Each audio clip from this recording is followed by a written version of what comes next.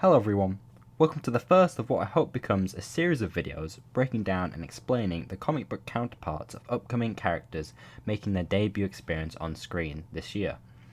This series will be for people completely new to the character and want a quick rundown of what their deal is, or for people who want a brief refresher before seeing them in all their live action glory.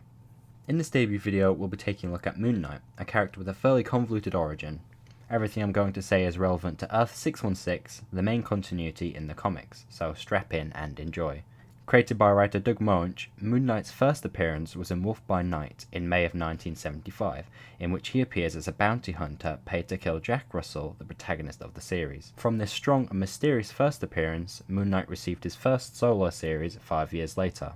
Born in Chicago, Mark Spector is the son of a Czechoslovakian rabbi, Elias Spector, who fled Nazi persecution with his mother and supposed family friend Yitz Perlman when he was a child in the Second World War. Interesting note here, Mark Spector and his family were not originally of Jewish origin. Writer Doug Moench enjoyed naming characters after people he knew in real life, and after discovering that the real Mark Spector was in fact Jewish, he gave his comic book counterpart this Jewish origin in order to align with that.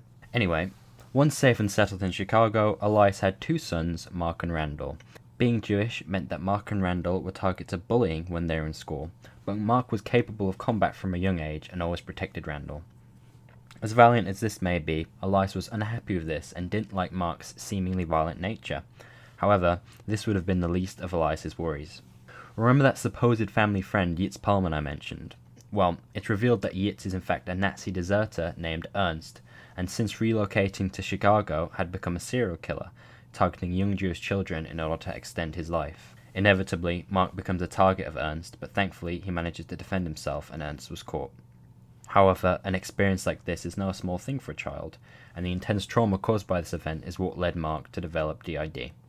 For those who don't know, DID, or dissociative identity disorder, is a personality disorder that is characterized by the presence of two or more distinct and complex identities or personality states, each of which becomes dominant and controls behavior from time to time to the exclusion of others. Because of the development of this disorder and the emergence of alters, Elias saw no other choice but to admit Mark to a psychiatric hospital. It was also around this time that Mark began getting visits from the ancient Egyptian god of the moon Khonshu, based from the real god Khonsu, who prophesied that Mark would become an avatar of the great god. We'll speak more about Khonshu soon, but it's not insignificant to note here that Khonshu chooses to reveal himself to Mark now. Mind games like this will continue throughout Mark and Khonshu's relationship. Mark spends some time in this hospital, but after the death of his father, he escapes captivity and attempts to begin a new life, joining the Marines. However, after 3 years of service, his troubled past was uncovered by his superiors, leading to his dischargement. After this experience, Mark decides to join the CIA. One thing of note from his time in the CIA is his brief partnership working with his brother Randall, who also happened to work for the CIA during this time. But Randall saw Mark as his superior and had grown to resent him ever since they were children. This led Randall to betray Mark and murder a woman he was romantically involved with. Of course, with every superhero origin comes a classic case of fridging. In retaliation, Mark throws a grenade at him, assumes he's dead, and calls it a day. Spoiler alert, he is not actually dead.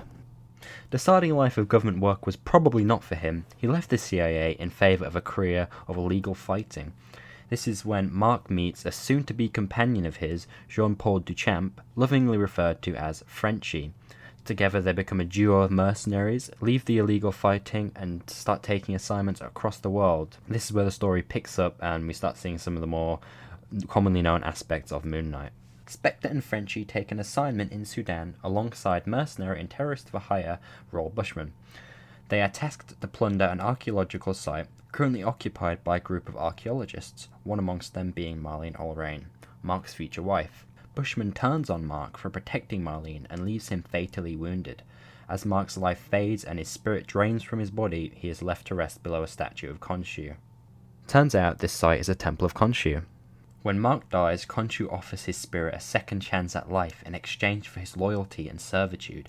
Mark says, yeah, why not, and thus is resurrected to Frenchie and Marlene's surprise. Somehow, after witnessing all of this, Marlene decides that this is the man she wants to spend her entire life with. From here, the trio move to New York and Moon Knight begins his new day job, or should I say night job, as the Fist of Khonshu. And there we go, superhero origin complete. With this section of the video complete, it's about time we move on to the abilities and weapons section, where I give a brief overview of Moon Knight's skills and weapons arsenal and what to expect to see Mark use in the series.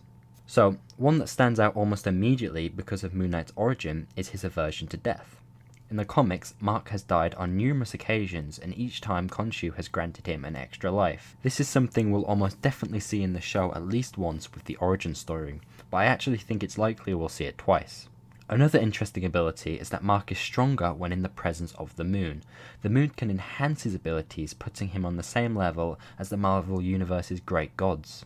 This will very likely play a part in the show, not just because it's a key aspect of the Moon Knight character, but also because it's a good plot device that explains why he can't do any Moon Knight stuff during the day, as he's just a regular guy when the moon isn't emboldening him.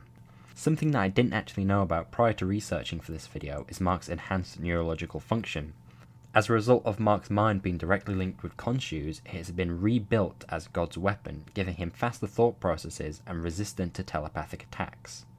This power often goes under the radar, so I think it's unlikely the MCU show will touch on this, but that doesn't necessarily mean I think the character doesn't have this ability. I'm just not sure if this is something that will be incorporated just yet. In terms of skills and weapons, thanks to his time in the Marines and CIA, Mark is an expert pilot, marksman, swordsman, and martial artist. A world-class marksman. In his hands, anything is a deadly weapon. He has used a wide range of weapons throughout his vigilante career, including Mjolnir, but his most used and most iconic weapons of choice are of course his crescent darts, essentially Moon Knight's batarangs.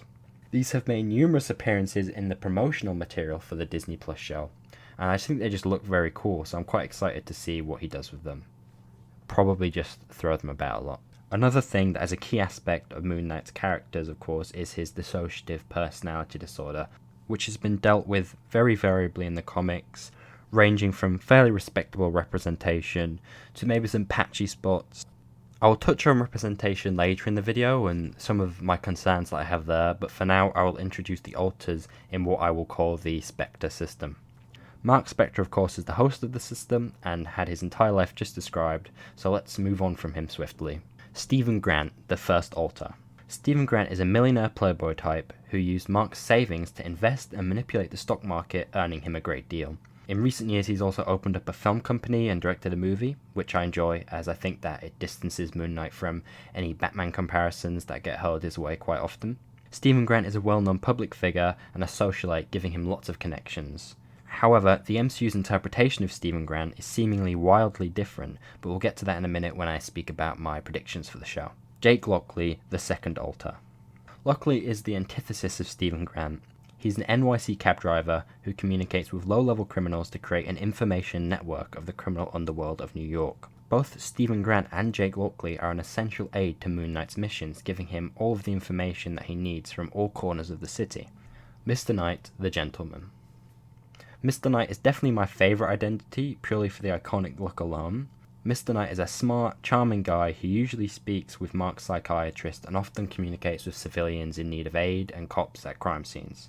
Mr. Knight is effectively a more presentable version of Moon Knight, allowing him to investigate crime at night with the cooperation of others while still protecting his identity. Moon Knight, the vigilante. So, Moon Knight is actually his own identity rather than an alter ego of one of the other personalities. He is the fist of Khonshu and carries out his bidding swiftly and violently. There have been other cases of alters shown briefly, but these are the main personalities. I think it's unlikely we'll see any others in the show. So, now we're all equipped with the information we need for the show, let's speak about some predictions I have. Potential spoilers for the show incoming. I'm about to do a bit of speculating and talking about stuff mentioned in interviews with actors, so if you don't want to hear anything like that, then I'd recommend skipping this part of the video. The immediate difference we can spot between 616 Moon Knight and Disney Plus Moon Knight is the difference between the two Stephen Grant representations. Comic Grant is a charismatic, confident investor and entrepreneur, while Series Grant is a museum worker with a more timid and mild-mannered attitude. This could be to separate Moon Knight from Batman even more, or it could just be that the writers thought that this made more sense, as Stephen working in a museum with an Egyptian theme suits the character more than having this billionaire alter. We also see from the trailer that his suit is not homemade, it actually forms around him, materializing from nowhere. I personally really love this change. I think it's good that they're leaning more into the mythology. I always thought it was strange that one of Mark's alters was just a millionaire. I think it kind of cheapened the character a bit because there was no real limitations on what he could do. In the promotional material, we hear a few lines from this character called Layla, played by May Calamawy. Now hold the phone. Yeah? Oh my god, you're alive. What's wrong with you, Mark? Why did you call me Mark? But we have no confirmation of the character that she'll be playing in the series. There's been some rumours of Layla Miller, a mutant, although I'm not so convinced because there's a lot more implications of introducing a mutant in a show like that. I think it's more likely that Layla is just a reimagined version of Marlene. With Mark's alters being changed a bit, it's not difficult to believe that they'd also change his origin slightly too, and some of the characters. The lead antagonist is Dr. Arthur Harrow, played by Ethan Hawke. Harrow showed up a lot in the trailers and is being portrayed as almost a cult leader or a religious figure. In the comics, Harrow is a Nazi scientist who does terrible experiments on Jewish victims, and honestly, the Nazi scientist trope is well drawn out by now, and it would feel out of place here, as this show seems to be shifting more towards gods and cults, rather than the average crime fighter that Moon Knight is often portrayed as. I think I prefer this because in the age of the comic book movie, we have no shortage of men dressed up fighting people in New York City, so I'm really hoping that this series brings something more unique and really embraces the mythology and the gods that are in the comics. Although Ethan Hawke is playing the main villain in Moon Knight, I'm fairly convinced we're going to see a secondary antagonist, that being Khonshu himself. For those unaware, in the comics Khonshu is far from a benevolent god and in many cases has plans that go against Mark Spector's ideals. Everything Khonshu asks of Mark is ultimately for Khonshu's self-gain. Khonshu's nature makes it so that even when he is cooperating or even helping Mark, his intentions must be questioned. Like I said earlier, it's no coincidence that Khonshu reveals himself to Mark when he is at his mental lowest. There have been other cases in which Khonshu has been antagonistic towards Mark, like when it turned out Randall, his brother, was not actually dead. Randall attempted to overthrow Mark and replace him as the Fist of Khonshu and was able to actually take Mark's powers for a short period of time. Everything ended okay in the end, as Randall was taken down by Mark and Blade working together. However, the fact that Khonshu let this happen shows that he is no ally to Mark, and is just simply using him to gain more power. Okay, that brings us to the end of this video. I'm super excited for this series. It has the potential to be something incredible. However, while I am very excited, part of me is also quite nervous. Moon Knight is a complex character dealing with some very serious themes, and if not done right, will continue to stigmatize conditions like DID. Just look at the fucking train wreck that was Split. There has already been quite a bit of discussion online about whether this show will be accurate and a respectful portrayal of DID, and we'll just have to see for now, but I anticipate the show anxiously. If I'm correct, the showrunners for WandaVision actually brought on a psychologist and helped them write that show correctly and helped them deal with trauma in a very serious and respectful way, and I really hope that they do the same here. This is a condition that has constantly been used in media as a plot device, and often these characters with this condition are portrayed as dangerous and violent, and that is not the case at all in real life. Our job was to kind of put a lens on the things that had the most dramatic juice, and ultimately take the mental health aspect incredibly seriously. I am Stephen. We will just have to see, but for now I anticipate the show anxiously. Let me know what you think. I'm curious what people's thoughts are going into this show, especially if you've had no idea who Moon Knight was before watching this video. Anyway, I hope you enjoyed this video. If you have any feedback, let me know in the comments. With this being my debut video, I'm very curious to hear what people think. Expect more videos on this channel in the coming months. And of course, please leave a like and subscribe if you feel so inclined. Goodbye.